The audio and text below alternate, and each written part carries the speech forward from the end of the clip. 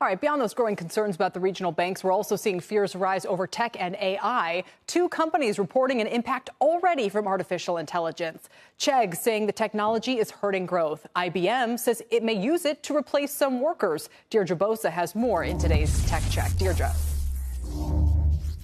So, Kelly, Chegg is the first public company to blame AI and ChatGPT for slower user growth, and it is probably not the last.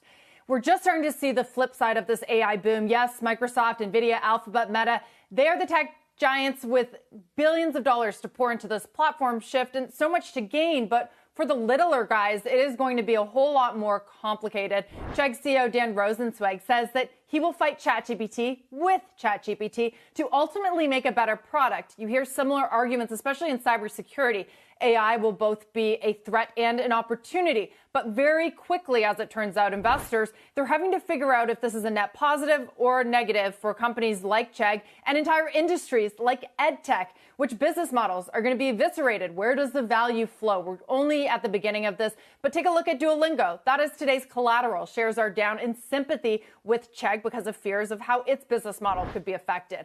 IBM, you mentioned, already quantifying the impact on jobs, pausing back office hiring, and saying that around 30% of jobs could be, quote, easily replaced by AI in 5 years. And that, again, is just the tip of the iceberg. Goldman Sachs estimates that 25% of all employment could be automated by AI. That is a quarter of all jobs in America and Europe. And I haven't even mentioned, guys, the writer's strike and AI concerns there, or AI, aka fake Selena Gomez at the Met Gala last night. This is all happening very, very quickly, as we were warned, but maybe even quicker than many expected. Yeah. All right, Deirdre, stay right there as we talk more about the long-term implications of AI for business, but also for society.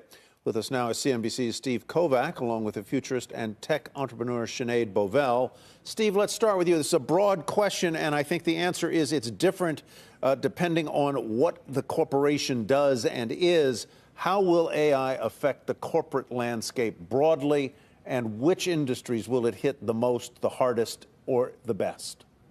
Yeah, that's a really tough question because it is specific, Tyler, to the different industries. But let's talk about what we're seeing in education, for example. I want to see the grades of these kids who are choosing Chegg or ChatGPT over Chegg's products that we know are right. We already know that these things can get wrong. So as we see industries like Hollywood get affected, as we see industries like IBM and HR work get affected, how good is ChatGPT and these large language models at replacing?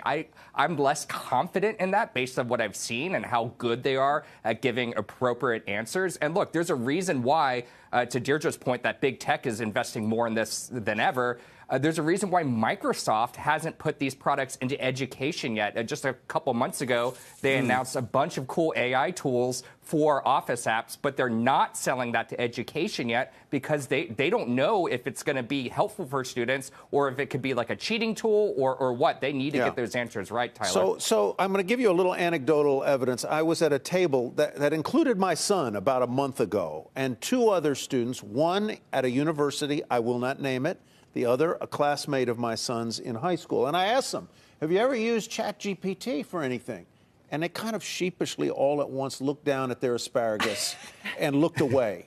And I said, so what do you know about it? He said, we've used it. And the college student was the most forthcoming. He said, yeah, I used it to write an essay for me, and I got a 98 on it. Wow.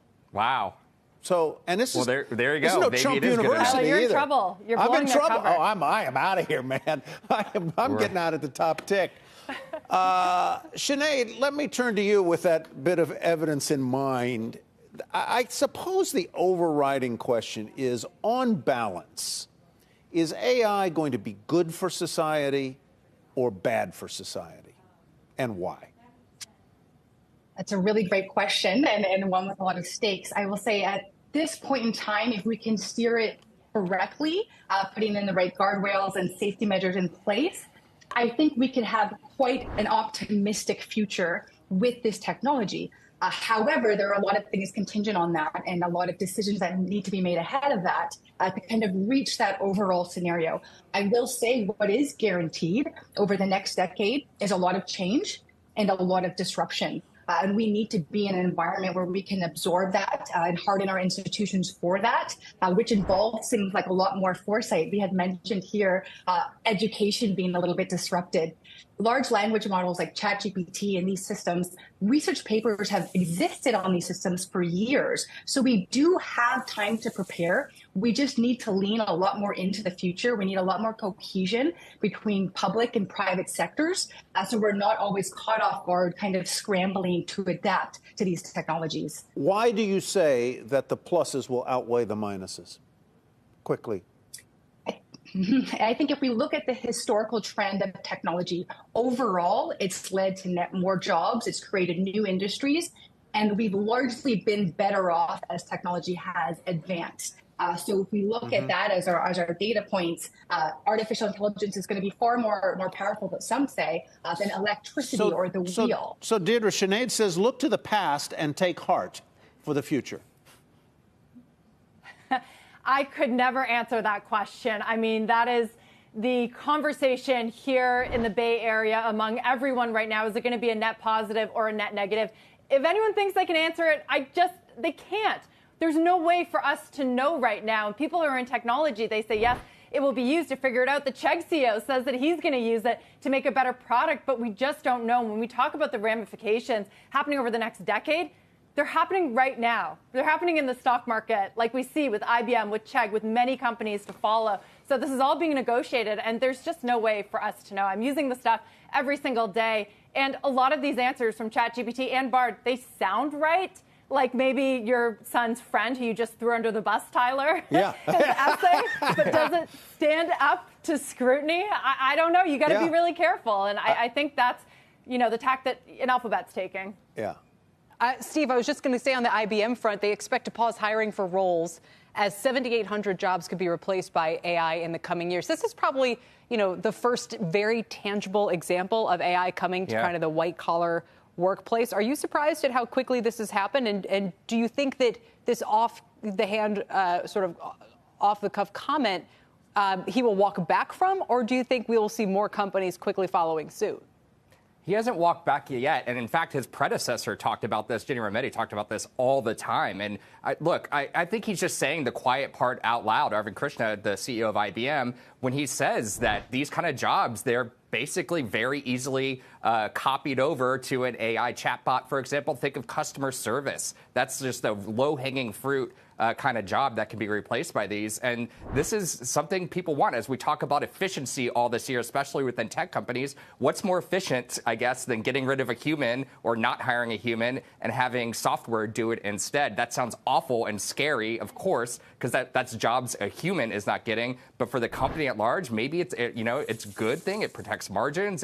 And it makes the entire organization run more efficiently. So I really think everyone is thinking like Mr. Krishna is thinking. They're just not saying it yet because, look, we're talking about it now. Right. Sinead, final question to you. What is the one area of AI, or is there a particular piece or part of AI that frightens you more than any other? I get all the hard ones today. I think the uncertainty, we obviously can't plan for a breakthrough and how capable and advanced these systems get, I think is a bit challenging. But to be completely honest, I'm a little bit less worried about AI and more worried about our socio-political and our social environment to absorb the changes from artificial intelligence. So I think our foundation is a little bit cracked. And so that, I think, is what alarms me a little bit more. I think I agree with you. I think I agree with you strongly. I think that's what worries me about this is the potential for misuse. It's always the unintended consequences that get you.